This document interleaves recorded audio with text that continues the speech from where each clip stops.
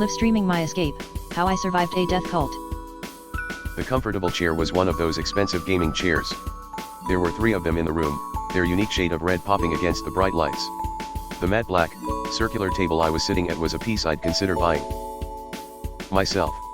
The wall color of the room reminded me of an overcast day in the south, one of those deep gray cloudy storms that just seem to come out of nowhere on a hot summer day. They last for only 30 minutes before the clouds reveal the familiar blue of the humid season. If I had closed my eyes, I could have imagined I was back home. But that wasn't going to happen as 2 people sat down. This was the first time I was meeting them in person, but I had been exchanging emails and texts with Shelby. She was a soft-spoken woman with green eyes that looked like lush green grass and a shade of natural blonde hair that I personally envied. She gave a gentle smile as she settled into her seat. "Are you ready?" Kyle asked his partner on their channel. Though I suspected he was interested in more than just friendship, judging by their interactions. His shaggy, light brown hair and well-trimmed beard suggested he put a lot of effort into his appearance, likely to impress Shelby. I nodded as I watched Kyle sit in his chair, trying to smooth out his eggshell-colored shirt with Sid Vicious printed on it for the camera. "How does everything look from over there, Chuck?" he asked, looking a few feet away from the table where the 3 of us sat. Another man, with thinning red hair, slouched in his chair behind a laptop. A folded table beside him held a few cans of Red Bull and a small bag of chips. Unlike Kyle, he seemed unconcerned with appearances. The screen's glow illuminated his pale complexion. "It looks good over here. Give me a moment, and I'll get the chat ready," he replied. "Thank you so much for agreeing to do this, Claire," Shelby said, her eyes filled with sincerity. "I know we've been talking back and forth, but I'm glad you can finally share your story." "I'm just tired of hiding," I replied. "Yeah, this one might finally put us on the map," Kyle chimed in. He adjusted his microphone and laptop, revealing the top of his shirt. "How do I look over there, Chuck?" "You look good," Chuck replied, giving a thumbs up. He then returned his attention to his laptop, typing rapidly with intense focus. "We should be ready to go live in just a few minutes. So how do you want to open this, Claire?" Kyle asked, his face radiating curiosity and excitement. "Do you want to just go into the details about your rescue and what you saw that night?" Shelby gave Kyle a look before turning back to me. "How about we let Claire decide how she wants to tell her life story, Kyle?" "Sorry, you're right," Kyle replied. "It's just so fascinating, and I'm sure our viewers will be absolutely hooked on this story." "Let her tell her story in her way," Shelby said, starting to type lightly on her laptop. The room echoed with the clicks and clacks of keyboards as the 3 of them focused on their screens. I sat in silence, wondering if I had made the right choice in doing this live stream. Surely, I had, because I had a feeling this was the right platform to tell the story.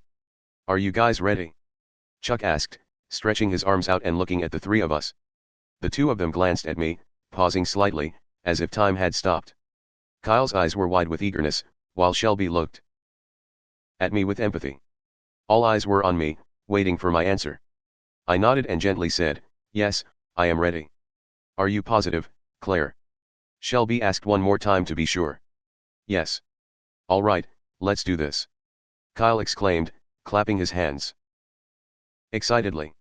He nodded to Chuck, who began clicking his laptop even more furiously, while Shelby shifted in her chair and I waited with anticipation. "In 3, 2, 1, Chuck said, clicking a single key before falling silent. A slight awkwardness crept in. This was a first for me. But with an audience now, it was time to tell the story. "Hey everyone, it's me Kyle. And I am Shelby. Welcome to the Sinister Southern Stories, where we talk about everything spooky below the Mason Dixon line. Today, we have a special guest," Kyle announced, turning to me. My stomach fluttered, and a light sweat broke out on my brow. I nodded gently. "Her name is Claire Lamb, and she's kindly joined us to share her story." "Thank you again, Claire," Shelby added. "Thanks for having me," I replied, my voice slightly trembling with nervousness. My stomach churned, and I felt more sweat forming on my forehead, my face reddening. "So Claire, can you tell us a little bit about yourself?" Kyle asked. The weight of countless eyes seemed to bear down on me, and I felt a wave of nausea. "Claire, are you okay?" Shelby asked, noticing my discomfort. I smiled weakly, trying to compose myself. Silently, I reassured myself that I could do This. Take your time, Claire, she continued. I cleared my throat and said, my name is Claire. I'm from a small town in Tennessee, and I'm the only survivor of a death cult. What was the name of the cult? Kyle asked. We called ourselves the Black Chapel. Why did you call yourselves that? We did everything in an old-fashioned chapel that was painted entirely black, I replied. It had been so long since I talked about it, but the building, the pitch-black shade, flooded my mind. It was as if I could see it more vividly with each word that left my mouth. Not a lot of people have heard of the Black Chapel. Why is that? Kyle asked as I kept seeing flashes of dark stairs, the deep creak the third stair would make if you stepped directly in the middle. The dark doors with the cracking paint and the brass handles. If I closed my eyes, I could swear I was there. It wasn't as well known as others, mainly because we had a tiny membership of 15 people, I answered. We didn't really attract much attention, and the town we were in did their best to keep it a secret. It's true. Finding information on it isn't exactly easy, Shelby chimed in, looking over at Kyle. They didn't court the same fanfare as something like Waco or Jonestown. They were just considered the weird hippie type until that night. So 15 members, and you're the only survivor, correct? Kyle asked as the familiar clicking of a keyboard sounded from Chuck's direction. He was typing furiously, and when I glanced over, he had a strange look on his face. 15 total, including yourself. I am the only survivor, yes, I answered. Why is that? Because 13 of them died in the chapel that night. Then what would have happened to the 14th? He was guys, the chat's reporting a strange hissing noise in the audio, Chuck interrupted. As I paused, the three of us turned to look at Chuck, who was still typing, his expression a mix of confusion and frustration. One user, Hanamaniskad, is describing it as if a walkie-talkie were underwater.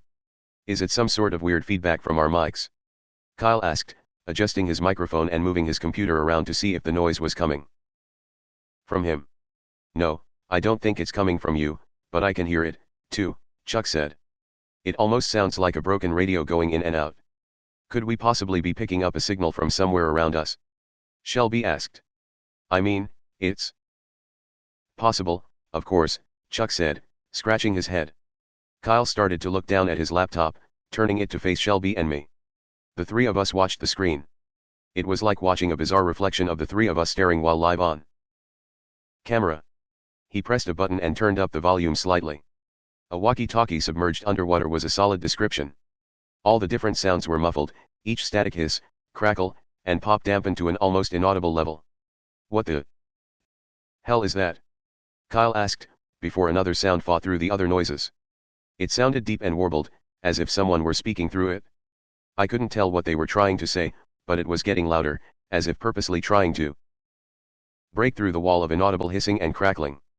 Let me try something, Chuck said aloud, his voice echoing through the room and Kyle's laptop speaker. He started typing again, and suddenly it stopped. There was silence. That's weird. What did you do? Shelby asked. Some of your tech magic. No, Chuck responded. That's why it was weird. I didn't do anything. It just stopped. All right, well, I don't know what to say other than the show must go on, Kyle said, furrowing his brow as he turned his laptop back to face him. So, Claire, you said 13 died in the chapel that night, but one didn't. Can you elaborate on that? The feeling in my stomach returned, and my mouth went dry. I cleared my throat again and continued, Uncle Earl shot Sherry outside the chapel. Who is Uncle Earl, and why did he shoot Sherry? Shelby asked. Uncle Earl was the most trusted among us. He told him he had to do it. Who did? A tear rolled down my cheek. I could see him so clearly in my mind, those dark brown eyes that seemed to pierce your soul, that long dark hair that swayed in the slightest breeze, and his full beard with the streak of gray on his left cheek that he joked was a sign of ancient wisdom.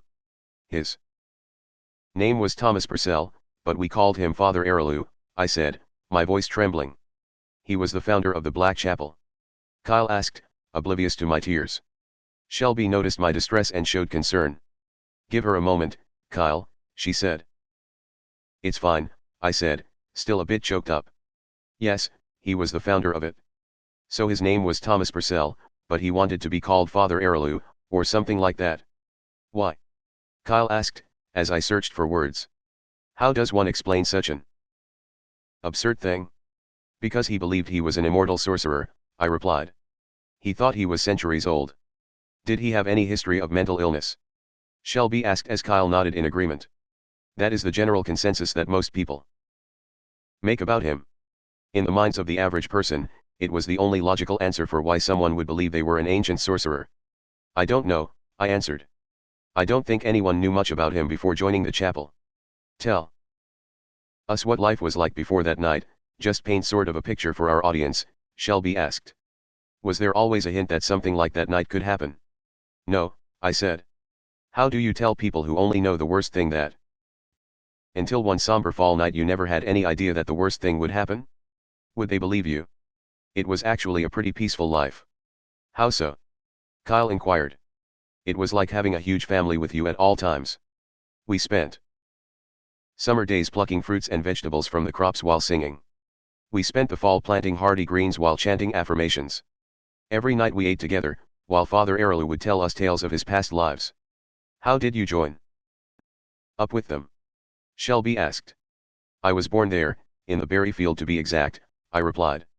You were born there in the berry field? Kyle asked in disbelief. We had just gone over the circumstances of how I ended up joining, much less my birth. That took place mere yards away from the Black Chapel.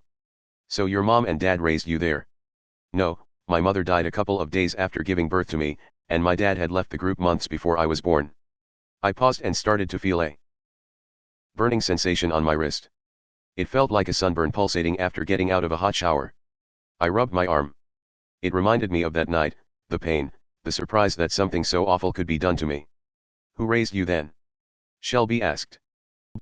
Earl and Sherry raised me, I said as Kyle's eyes widened with excitement. This is what he wanted, the nitty-gritty of the story? My wrist started to feel more painful. It felt like it was radiating heat now. Guys, Chuck interrupted. My words and thoughts came to a standstill. Chuck squinted at his laptop screen. In the chat, a user going by PerfectDrug89 said to check this weird thing and posted a timestamp. They say they see something weird. Is the stream quality okay? Kyle questioned with a hint of disappointment in his voice, as I rubbed my arm. The pain had subsided. We were just starting to get to the good part. Kyle. Shelby chastised him. Claire, give us a moment to see what is going on. What the fuck is this? Chuck blurted out, his eyes glued to his screen as he kept clicking on his keyboard. I just see this black blob on the screen when I go back to the timestamp. Is it still there? Shelby asked. Chuck shook his head. No, it's gone now. It disappeared a couple of seconds after the perfect drug person pointed it out. Where was it on the screen, Chuck? Kyle asked as he got up from his seat, walked over, and crouched down looking at Chuck's screen. He began clicking again, and the two watched silently for a moment. It's only around her right arm. But it's gone now. Shelby said, as I sat silently. The pain might have disappeared, but the knots in my stomach had returned. Maybe we should start wrapping this up and we can pick it back up again tomorrow. No way, Kyle said. It was just starting to get good. That's not up to you, Kyle, Shelby snapped as Kyle looked taken aback by the tone of her voice. He paused for a second before letting out a sigh and settling back down in his chair. He then locked eyes with me. You're right, Shelby, Kyle replied. But I don't think it's your call either. Claire, what do you want to do? I didn't want to do it anymore. My stomach kept feeling sour. It felt like I was getting hot flashes, and my head started to throb. I wanted to rest and come back another day, maybe. But then the words left my mouth, almost uncontrollably. I am fine. We can keep going, Kyle. Are you sure, Claire? Shelby chimed in. Her eyebrow curled slightly. I don't think she expected that to be my answer. Kyle gave me an approving grin as Shelby. You don't have to feel pressured to do this today, CLA, but I want to, Shelby, I interrupted assertively. I want to tell my story. So you were raised by Earl and Sherry, why them? Kyle questioned. Well, I told you Earl was his most trusted follower, and Sherry was the second to that. She was Earl's wife also. He shot his own wife. Yes, and that was the event that caused all of it to unravel. How did it unravel? Kyle continued to press. As in my mind, I relived the moment of Sherry's face recoiling in horror as she turned towards the door of the chapel. Her heavy footsteps fumbled across the nave's aged wooden floor. The shock on Earl's face was evident as he watched his wife, the woman he called the love of his life, pushed through those doors into the pastures outside, trying to escape. Earl shot her once, but she kept running, so. Then he shot her again, and she screamed from the top of her lungs. I've never heard anything so loud in my life, Kyle. Apparently, someone who lived on the road with us heard it, too. They called the sheriff's department. Where were you, Claire? Shelby chimed in. I took a deep breath. I closed my eyes and felt the cold wood on my back, my legs squirming trying to break free, and the look on Father Arrow's face. What was happening while Earl was shooting Sherry? This, I answered, showing my right wrist. The markings, deeply cut in the flesh, lay bare, obscure symbols from books of centuries past, deep wounds that after years have not healed. I laid on the table bound to it while he cut these into me. Jesus, Chuck, can you get a close-up of that? Kyle said. Everyone was silent as I presented my wrist to the camera for a moment. I let them soak it in before Kyle cleared his throat and continued, so what happened after that? Earl returned and stood next to Father Arrowlew. They started to hum in perfect harmony, all of them as he placed his hands on the side of my head. We couldn't just let Sherry undo all the preparations for the ceremony. Why not? They just killed someone. Because it only works once every 100 years, Kyle. What does the ceremony consist of? Shelby asked as Kyle leaned back into his chair. He tried to keep a straight and serious face, but I could tell he was fighting back a huge smile. This is what he wanted. It requires sacrifice, I explained. As I laid on the table, I remember seeing the dim light reflect off the knives as they pressed them against their throats. But they kept chanting, even as the blood ran down their necks, dripping on the floor below. Jesus Christ. Have you ever heard someone chant with their throat cut open? I can't say I have, Kyle responded. It makes a weird gurgling noise. It loses the note that they try to use, and it gets really messy before they fall. I bet, Kyle said uncomfortably. He sat up straight in his chair, a pause in his questioning, as if he was trying to search for what to ask next. Shelby also looked uncomfortable by my description. So who rescued you? 2 deputies, I can remember hearing the doors to the chapel burst open and I saw 2 flashlights hit Father Arrowlew's face. Then what happened? Shelby said with a sense of dread on her face. We had talked about it, but I never went into this much detail. Can you remember it, Claire? I do. I remember feeling his blood hit my face from above me. They shot him in the head. He muttered something before he collapsed. What did he say? That all of us will live through the dark, blessed child. That's when you blacked out. Right. Shelby said as both Chuck and Kyle's faces were stuck in shock and awe. I looked straight towards her and nodded. Did you ever get to see the deputies again after that, maybe to thank them for rescuing you? No, I never saw them again. A couple of weeks after the incident, they died. How did they die? Deputy Miller, he was the one who fired the shot that killed Father Arrowlew. He was killed in a hunting accident. One of his friends accidentally shot him. Strangely enough, in the same spot that killed Father Arrowlew. And the other one? Deputy Parker? He got run over at a traffic stop. That's wild that both of them passed so soon after, Kyle interjected as he looked down at his laptop. I could see a small, cracked grin on his face. My stomach recoiled again, and it felt more painful than the discomfort I was experiencing before. The chat is really popping off right now with a lot of questions, Kyle said, looking over at Shelby. My head felt like it was in a vice grip. I felt a high-pitched ringing in my ears. It kept getting louder and louder. They noticed it, too. The 2 of them looked over at me. As I cleared my throat, sorry about that, but is this everything you wanted? Thank you for telling your story, Claire, Kyle responded. We're getting lots of great feedback on it so far. You know, no matter how successful the show is, it's never going to happen, right? I blurted out suddenly and coldly. Kyle seemed taken aback by my tone.